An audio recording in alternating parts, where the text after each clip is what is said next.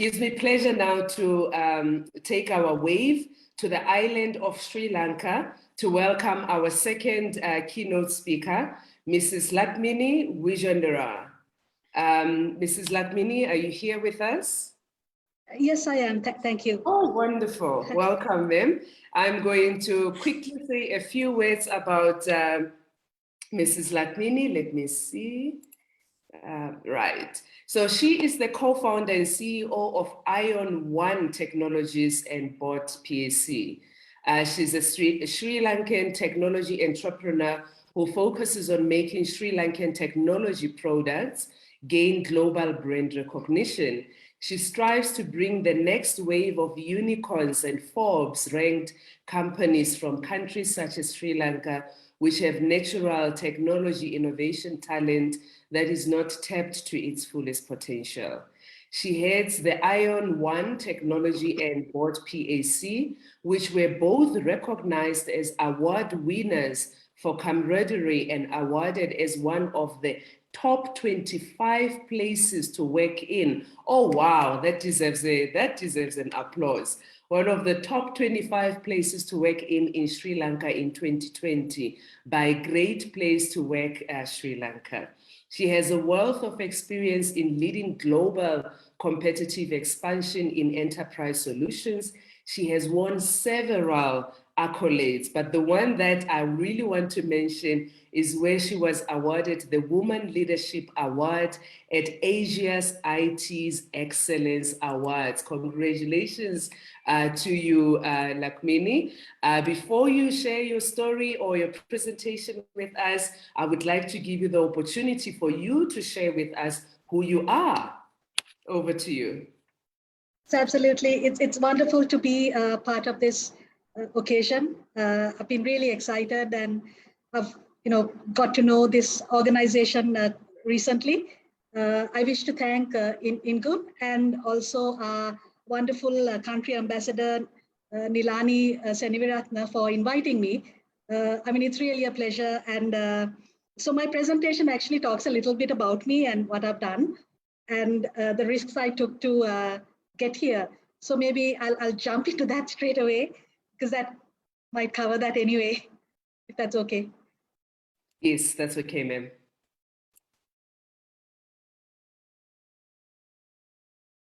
So I will proceed and put up the screen.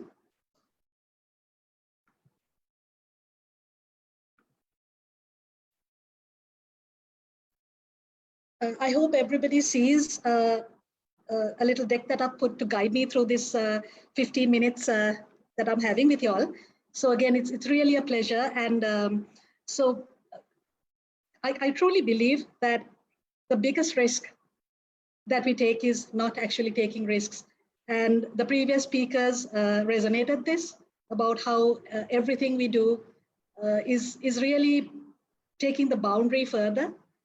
Some of us are doing, or most of us are doing things that nobody else has done before. So it's kind of scary, and that's all part of this. So every step we make opens up boundaries for many more people around the world. So I come from Sri Lanka, which is an island, as you mentioned, in Asia, very close to India. And I start out sort of just asking this question. I mean, did you know, and possibly even some of the Sri Lankan people don't know, that there is a company run and started by a Sri Lankan woman, which serves Forbes, Fortune 500 companies across the world. And we've done it all in Sri Lanka, homegrown, and taken it out to the world. And I mean, that really for me just shows that there are no boundaries, there are no ceilings. If you want to do something, just take the risk. Of course, people don't believe things can be done before they see it, but that's the fun of it. So I just wanted to put that question because that's my story. And we are across 40 countries. It didn't happen in a day, and I'll talk about that. Every step of the way, every one of these dots is most likely a sort of a risk, reputational risk, a risk in finances, risk in all sorts of things to make this happen. So this looks like a glorious set of 40 odd dots, but it really is, every dot is a story on its own. And I'll share some of it today. And as I mentioned, these companies are across several countries. Of course, almost all of the Sri Lankan top 10 companies are using us. And this is, I forgot to mention, it's for the boards. It's for companies. Every company, every large company has a set of board members and top level people. And those people are very, they require premium experience. They don't settle for anything less. They're very, very hard to please. And we've successfully done so. So we started out in obviously Sri Lanka, and then you can see companies like Mercedes, Ernst & Young, Deloitte, and they're very pleased to say that companies such as the Bank Negara, which is the central bank of Malaysia, stock exchanges of Malaysia, even India, believe it or not, the central bank, the stock exchanges, Bank of Singapore, I can go on. So we just don't serve anybody. We serve the topmost. And this is a Sri Lankan company that pretty much started by me, and of course now with many people now. As you mentioned, we've been winning quite a lot of awards because we've worked hard. And when we present this, the awards recognize this. And just recently, about couple of weeks ago, we got Asia's Best Workplace too. So we are, in Asia's Best Workplace as well. So that's quite a pride, and many others. And it has we've built up a multinational team now, from the US to Asia Pac to South Africa, many countries. So this again, like I said, these things did not happen overnight. And there's always like a story behind it.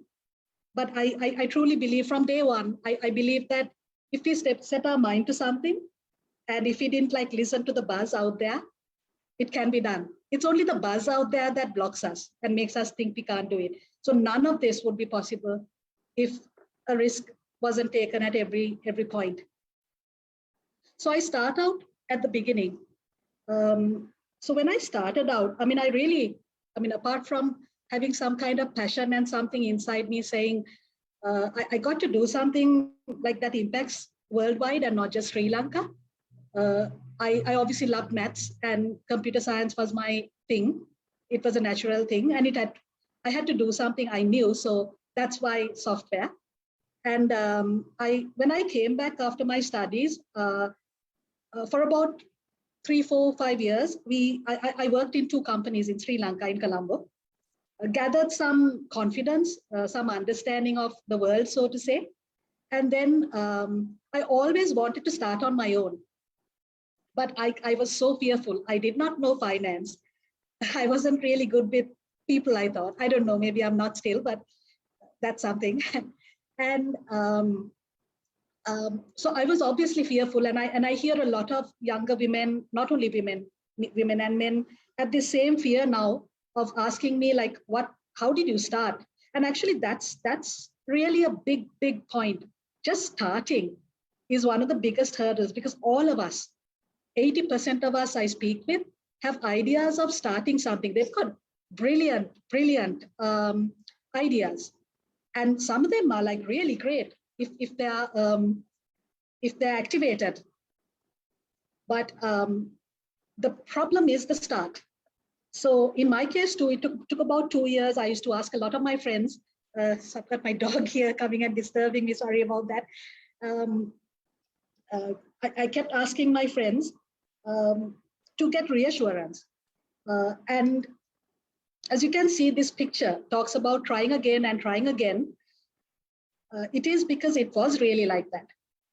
Until the lead up to Board Pack, it was a lot of that. And in terms of the first start, it happened because I had been talking to a lot of friends about me wanting to start up. and they kind of knew my aspiration. So the universe or my friends sort of kept on knocking on my door saying, I know so and so, I know so and so, that kind of thing. And that is how the first started. And without that first step starting, I don't believe that none of this would have happened. So the first start was really a Boston Stock Exchange related project was there back in the day when I was working still. And they wanted someone reliable to start the operation in Sri Lanka. This was my garage startup. So I took my parents' garage with or without their approval really, and started this. We had about 15 people, but very soon, long story short, it crashed. The dot-com boom crashed, all our contracts crashed. I had 15 people in my garage, with families to pay. Quite inexperienced on not planning finance at that point, because I had just started, right? And we had contracts. I had to face this. It was probably, I would say, even up to today, the most difficult experience, not because I have had bigger challenge. I mean, I've had bigger challenges now, but I'm stronger, I'm more experienced, I can handle them. I have more people now. But that day was a pretty alone day. But I look back at that, and if I could have gone through that and got through to what I do now, anyone can do it, really, because I somehow didn't want to go back to working. We scrambled. We couldn't keep all 15. We were very honest with them. We spoke with them and restarted again in the garage. I believe about 5 of us. And that particular product I started is doing really well in Sri Lanka. It's got 80% of the market share in the stock exchange arena today, which I'm not going to talk about even. But so moving on, BoardPack itself is a whole bunch of risks every step of the way for us to move up. So the first thing was, as we started, we got an opportunity to go to Malaysia. I hardly had the product. And the story was that we got a chance to meet the CEO at a Sri Lanka telecom meeting. And he asked me, Lakmini, do you have a partner? Would you like to come to Malaysia? And typically my answer usually is like, yes, before the mind goes through it and blocks it. So we were there the next day. Mahathir Mohamad's son, extremely important people at that time I'd never met before. They loved us. I mean, we hardly had a product. It gave me so much confidence that you really don't have to do much to get to the next level. You have to keep pushing and make the people believe you can do it.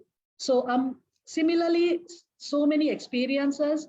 So these are some pictures I'm sharing of the Malaysia experience with Maxis. As you can see, it's so vibrant. They were so welcoming.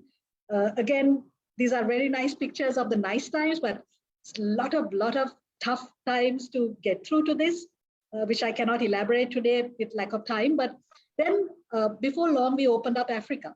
That was a risk.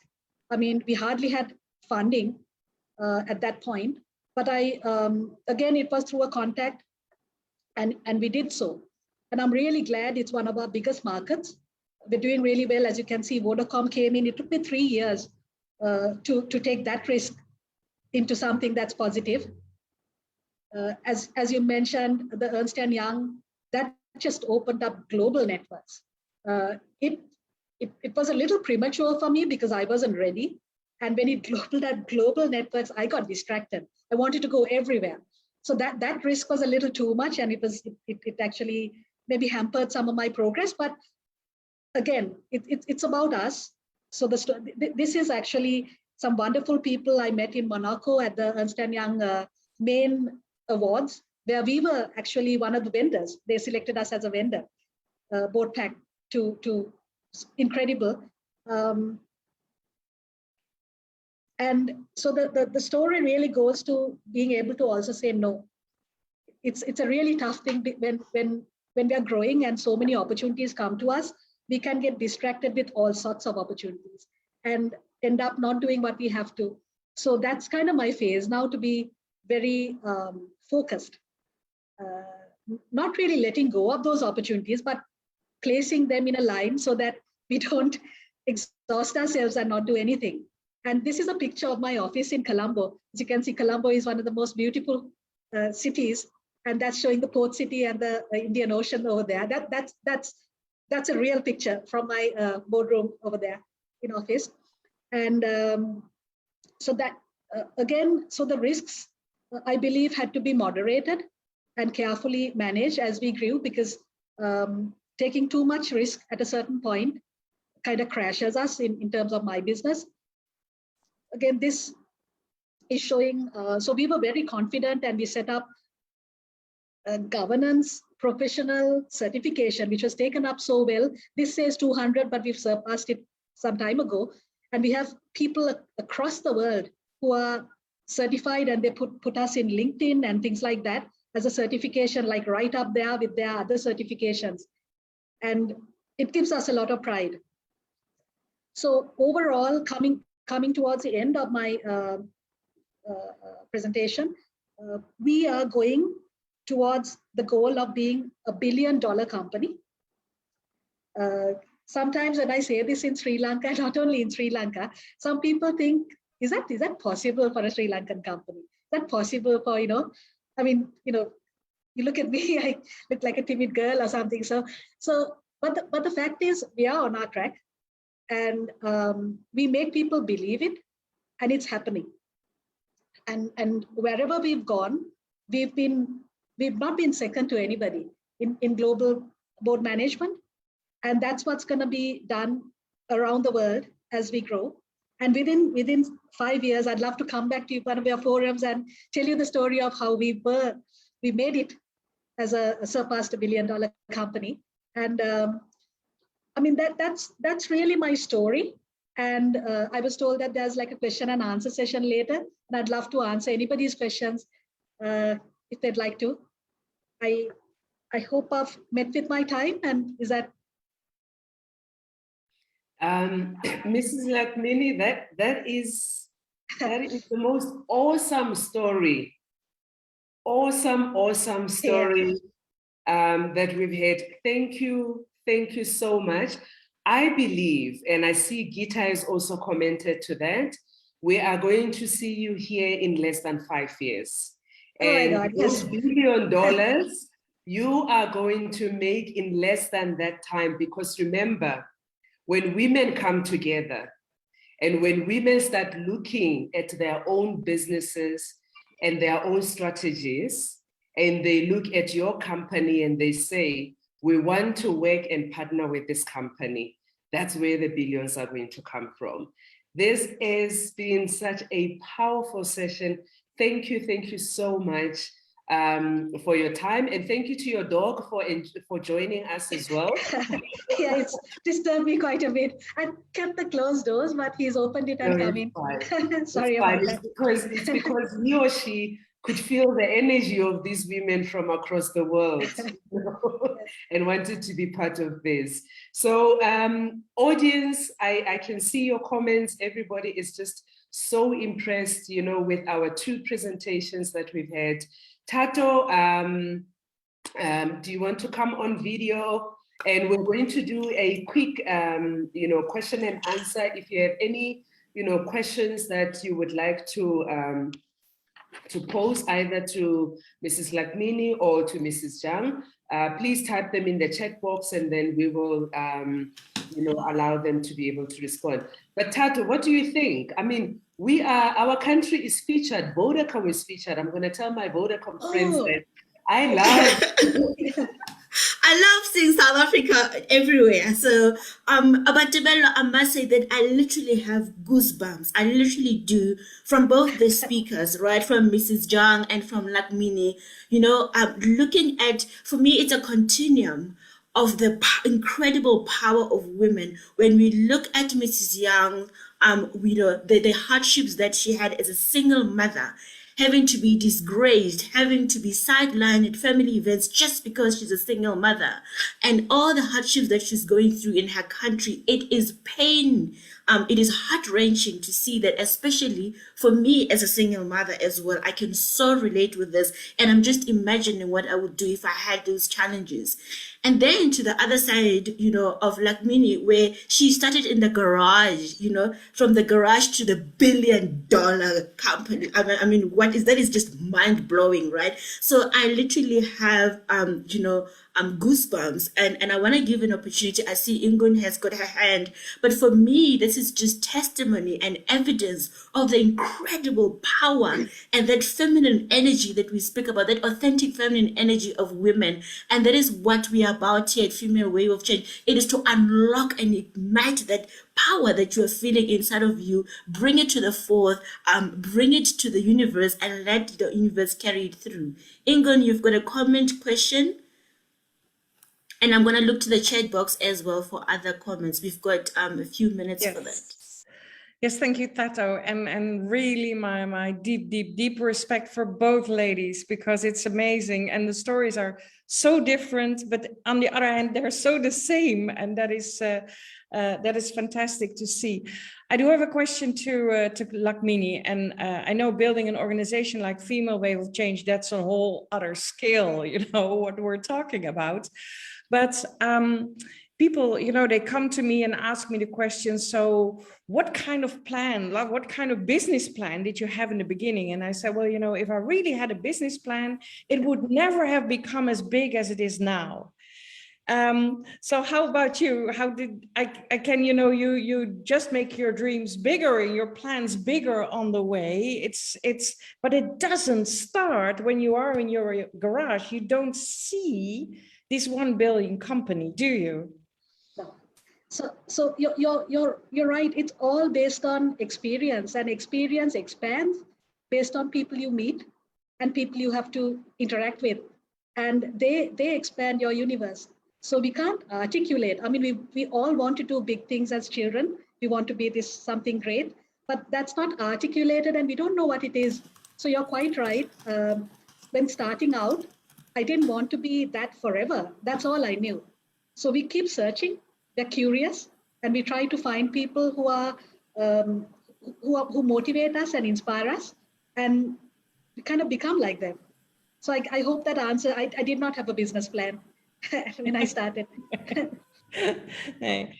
Well, you only make a business plan, I always say, when you do need to go to the bank right away and need to borrow a lot of money. Then you need that very extended business plan, but not when you start out of your garage and just feel like from deep inside of you that you just have to do this. Mm-hmm. Thank you. Absolutely. Wonderful, Ingrid, thank you. And I think that message goes for all of us, that even when you don't have a business plan, but you have an idea and you have a vision and you have a mission, you go for it. There's a question from Stephanie for you, for Lakmini. Do you have offices in South Korea? Not yet. South Korea is a country we haven't yet gone to, but it is certainly in my map to go to. Within the 5 years, maybe within the next 2 years, I'd love to be connected. Wonderful, because you have 2 South Koreans that are with us here. Hyojong and Daeong can be, the people that get you into South Korea. So this is how we use the network. For you, Hyojong, what do your children say when they look at all what you have done and what you have achieved right up to this point, noting the challenges that single parents still have, and as you articulated, they still have in the country. But when you engage with your children, what do they say to you as their mother? Tebalo, please excuse us. Let me be her translator. Okay? Yes. 장 대표님, 그 엄마가 하는 일을 보면서 아이들이 대표님에게 뭐라고 얘기하는지가 궁금하다고 합니다. 제가 돌봐주진 잘 못하지만 아이들이 저에게 자랑스럽다고 얘기하고 있어요. 엄마 덕분에 잘 컸다고. Well, they say, even though she could not take care of them properly, because she was so busy, she has been so busy, but they say they are very proud of her. They say they are proud of their mom, and they say thanks to her, they could survive and prosper. Oh, that is beautiful. That's powerful. Thank you so much for that. Tato, any other question? That's powerful. Thank you. Thank you. You are muted, Tato. Sorry, there was a hand that I saw, but I see it's now down. So I'm not sure. Ferial, you had your hand up. I don't know if you still want to ask the question or make the comment.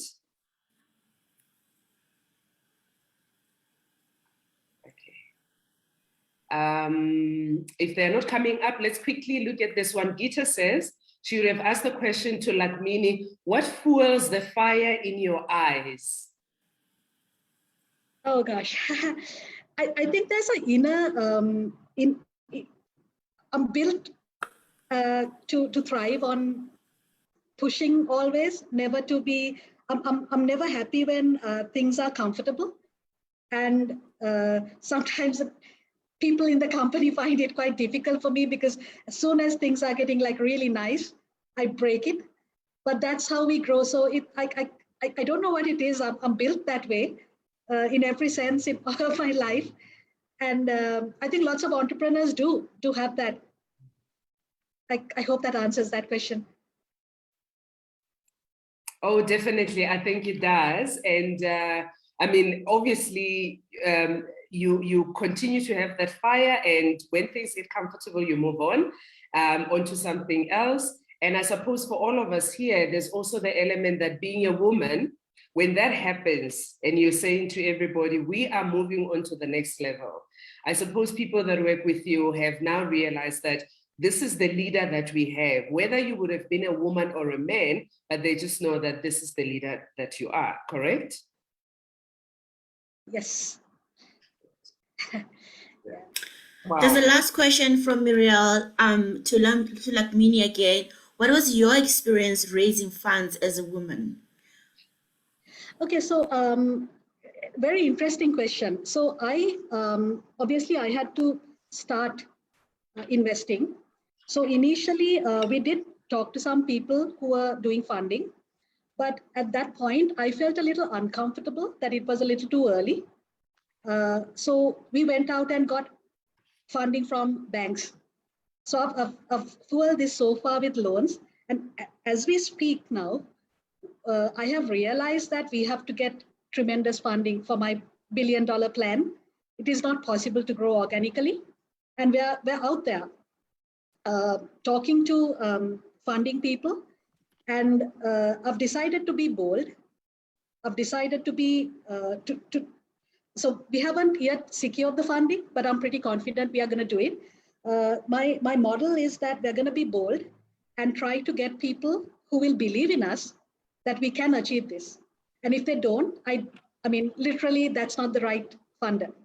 So this is this is my experience. I haven't had bad experiences, if you know what I'm saying. But I don't have enough experience to tell you good experiences either.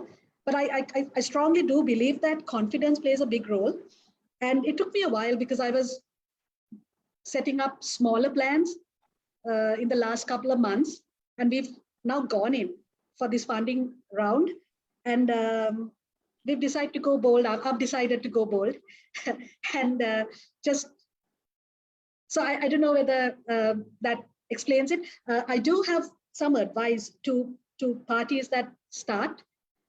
I think I stayed too long before opening up for funding. That fear I had earlier and going for the loans. Retrospect, I would be, I mean, the company would be a lot bigger if I did the funding then.